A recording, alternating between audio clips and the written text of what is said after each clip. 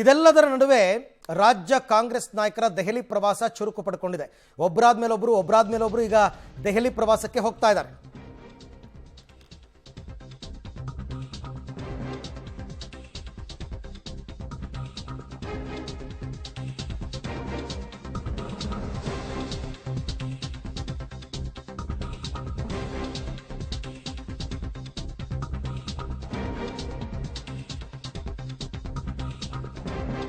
ಕಾಂಗ್ರೆಸ್ನಲ್ಲಿ ಮತ್ತೆ ಶುರುವಾಗಿದೆ ದಲಿತ ಸಚಿವರ ಪಾಲಿಟಿಕ್ಸ್. ಒಬ್ಬರ ಹಿಂದೆ ಒಬ್ಬರಂತೆ ಹೈಕಮಾಂಡ್ ನಾಯಕರನ್ನ ಭೇಟಿಯಾಗ್ತಾ ಇದ್ದಾರೆ. ನಿನ್ನೆ ಖರ್ಗೆ, ಕೆ.ಸಿ. ವೇಣುಗೋಪಾಲ್ ಅವರನ್ನ ಸತೀಶ್ ಜಾರಕಿಹೊಳಿ ಅವರು ಭೇಟಿಯಾಗಿದ್ದರು. ಇದರ ಬೆನ್ನಲ್ಲೇ ದೆಹಲಿಯಲ್ಲಿ ಈಗ ಠಿಕಾಣಿ ಹೂಡಿದ್ದಾರೆ ಕೆ.ಎನ್. ರಾಜಣ್ಣ. ಇವತ್ತು ಕೆ.ಎನ್. ರಾಜಣ್ಣ ಹೈಕಮಾಂಡ್ ನಾಯಕರನ್ನ ಭೇಟಿಯಾಗ್ತಾರೆ. ಕೆ.ಎನ್. ರಾಜಣ್ಣ ಭೇಟಿ ಬೆನ್ನಲ್ಲೇ ಗೃಹ ಸಚಿವ ಪರಮೇಶ್ವರ್ ಅವರು ಕೂಡ ದೆಹಲಿಗೆ ಪ್ರಯಾಣ ಬೆಳೆಸ್ತಾರೆ. ಇವತ್ತು ಸಂಜೆ ವೇಳೆಗೆ ದೆಹಲಿಯನ್ನು ತಲುಪಲಿದ್ದಾರೆ ಪರಮೇಶ್ವರ್ ಅವರು.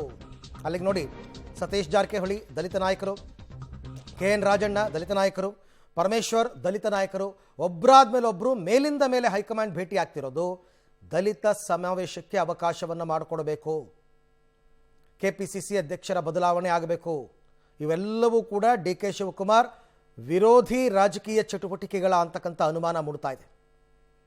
ಮೇಲಿಂದ ಮೇಲೆ ಇವರೆಲ್ಲರೂ ಕೂಡ ದೆಹಲಿಗೆ ಹೋಗ್ತಾ ಇರೋದು ಯಾಕೆ ನೋಡಿ. ದಲಿತ ಸಮಾವೇಶಕ್ಕೆ ಒತ್ತಡವನ್ನು ಹಾಕ್ತಿದ್ದಾರಾ ದಲಿತ ನಾಯಕರು ಅಂತಕ್ಕಂಥ ಪ್ರಶ್ನೆ. ಹಾಗಾಗಿ ಇವರೆಲ್ಲ ಹೋಗ್ತಾ ಇರೋದು. ಚಿತ್ರದುರ್ಗದಲ್ಲಿ SC/ST ಬೃಹತ್ ಸಮಾವೇಶಕ್ಕೆ ಅನುಮತಿಯನ್ನು ಕೇಳ್ತಾ ಇದ್ದಾರೆ ನಾಯಕರು. ಇಲ್ಲ, ನೀವು ಕೊಡಲೇಬೇಕು, ಇಲ್ಲ ಅಂದರೆ ಬೇರೆ ಸಂದೇಶ ಹೋಗುತ್ತೆ ಅಂತ. ಈ ಮೂಲಕ ದಲಿತ ಶಕ್ತಿ ಪ್ರದರ್ಶನದ ಲೆಕ್ಕಾಚಾರವನ್ನು ಹಾಕ್ಕೊಂಡಿದ್ದಾರೆ ಎಲ್ಲರೂ ಕೂಡ. ದಲಿತ ಶಕ್ತಿ ಪ್ರದರ್ಶನದ ಮೂಲಕ CM ಸ್ಥಾನದ ಮೇಲೆ ಕಣ್ಣಿಡ್ತಕ್ಕಂಥದ್ದು. ಅಕಸ್ಮಾತ್ ಏನಾದರೂ CM ಬದಲಾಗೋದೇ ಆದರೆ ದಲಿತರಿಗೆ ಅವಕಾಶ ಕೊಡಿ ಅಂತ. CM ಮತ್ತು KPCC ಬದಲಾವಣೆ ಅವಧಿಯಲ್ಲಿ ದಲಿತ ನಾಯಕರ ಹಕ್ಕು ಸಾಧಿಸುವಂತಹ ತಂತ್ರ ಇದು. ನೋಡಿ ನಮ್ಮ ಶಕ್ತಿ ಎಷ್ಟಿದೆ. ಯಾಕೆ ದಲಿತ ಮುಖ್ಯಮಂತ್ರಿ ಆಗಬಾರ್ದು? ಯಾಕೆ ದಲಿತರು KPCC ಅಧ್ಯಕ್ಷರಾಗಬಾರ್ದು? ಅವಕಾಶ ಕೊಡಿ.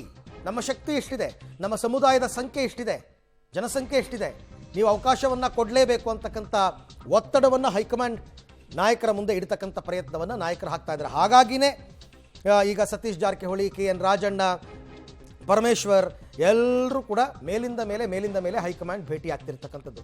ಇದನ್ನು ಪ್ರತಿಷ್ಠೆಯಾಗಿ ತಗೊಂಡ್ಬಿಟ್ಟಿದ್ದಾರೆ ದಲಿತ ನಾಯಕರು, SC/ST ವರ್ಗದವರು. ನಾವು ಸಮಾವೇಶ ಮಾಡೋದಕ್ಕೆ ಹೊರಟ್ರೆ ಅದಕ್ಕೆ ತಡೆ ಒಡ್ತಾರೆ. ನಮ್ಮ ಶಕ್ತಿ ಇಷ್ಟೊಂದಿರಬೇಕಾದ್ರೆ ನಾವ್ಯಾಕೆ ಸಮಾವೇಶವನ್ನು ಮಾಡಬಾರ್ದು ಅನ್ನುವಂತಹ ಲೆಕ್ಕಾಚಾರ ಇವ್ರದ್ದು. ಹಾಗಾಗಿಯೇ ಇಷ್ಟೆಲ್ಲ ಪ್ರೆಷರನ್ನು ಹಾಕ್ತಾ ಇರ್ತಕ್ಕಂಥದ್ದು. ಇದಕ್ಕೆ ಹೈಕಮಾಂಡ್ ಈ ಒತ್ತಡಕ್ಕೆ ಬೆಲೆ ಕೊಡುತ್ತಾ, ಇವ್ರಿಗೆ ಓಕೆ ಅಂತಾರ?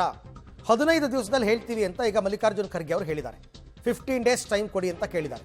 15 ಡೇಸ್ನಲ್ಲಿ ಇವರು ರಾಹುಲ್ ಗಾಂಧಿ ಅವ್ರ ಜೊತೆ ಎಲ್ಲ ಮಾತನಾಡಿ ಸಾಧಕ ಬಾಧಕಗಳ ಬಗ್ಗೆ ಚರ್ಚೆ ಮಾಡಿ ಆ ನಂತರ ಅವರು ಪರ್ಮಿಷನ್ ಕೊಡ್ತಾರಾ ಇಲ್ವಾ ಅಂತಕ್ಕಂಥದ್ದನ್ನು ಕಾದು ನೋಡೋಣ.